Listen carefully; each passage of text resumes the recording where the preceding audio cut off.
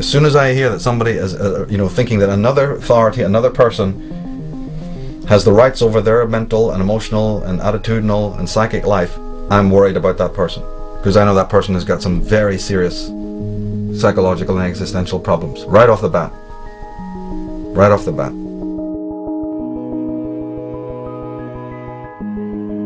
Then that person is going to be, a herd. Part of some herd. Or will be a controller of a herd. Or will be manipulated by the herd, or whatever you want to call it. But that person is not going to end ever. You're never going to find that person, in doing good in the world, real necessary good at all. It's just a contradiction in terms. It's impossible. They may be sold the illusion or the delusion that they're doing wonderful work, because they give to Live Aid or the next stupid charity that pops up out of the woodwork, people's champions, in order to lead you away, just like in the Monty Python Meaning of Life.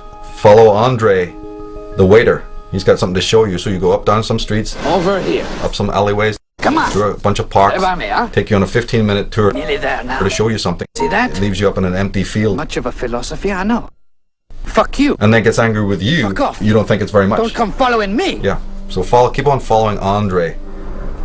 That's what every guru, every priest, every politician is telling you. It's all tomorrow. Every scientist, you're going to have it tomorrow. You're going to have it tomorrow. You can't have it today, because we don't live in the now. We live in tomorrow's world.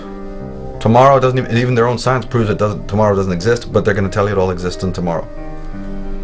So the fundamental line is, discover that there's a hidden hand, mind controlling the world, operating to keep you down. Understand that you are a participant in that, because you are allowing those hooks into your flesh.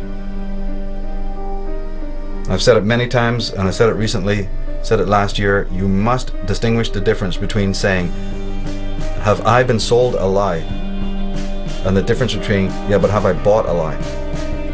Because there's all the difference in the world attitudinally between those two statements. You are being sold a lie. But that's the perfect right of that salesman to sell you a lie. The universal force doesn't care about that. Universal force's judgment, field is not really operating on that frequency at all. The judgment field, the whole spiritual ball of wax begins based on whether or not you bought that lie.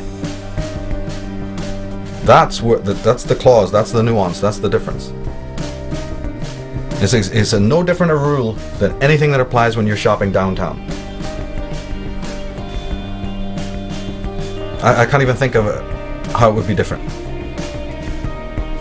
This person prefers Gucci over, Versace. This person likes Levi's over Wrangler.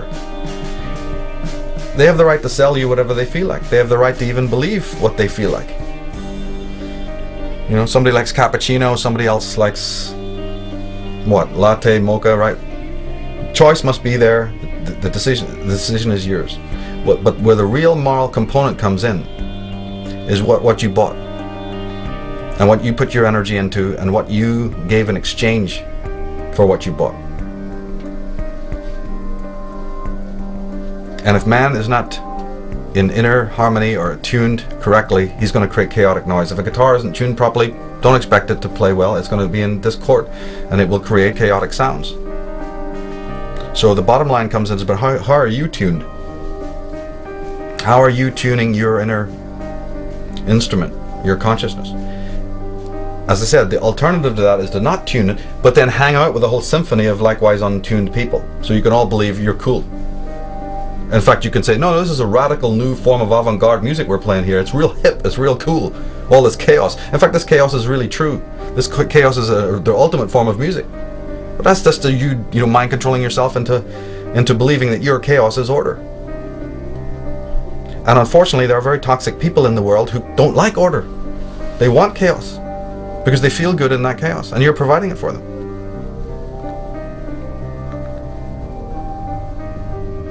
No human being who is in their center can be hypnotized.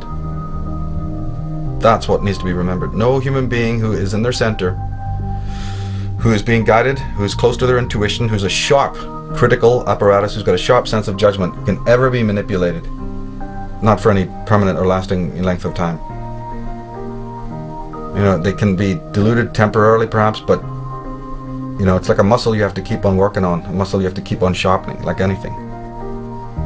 And I really believe that a lot of the obstacles and challenges and tragedies that are occurring in the world. That's what this is for. This is the grinder. This is the thing that's sharpening the blades of intelligent people. You know, you have to have friction. I'm sorry, it just happens. You can't sharpen an axe or a beautiful blade without that grinder, without that sharpening apparatus and the friction that's caused in the mechanics of that. So it's the same way with sharpening consciousness. You must have this whetstone of the world in order to sharpen your mind and sharpen your consciousness, so that you come to see, you know, some of the meaning in all of this.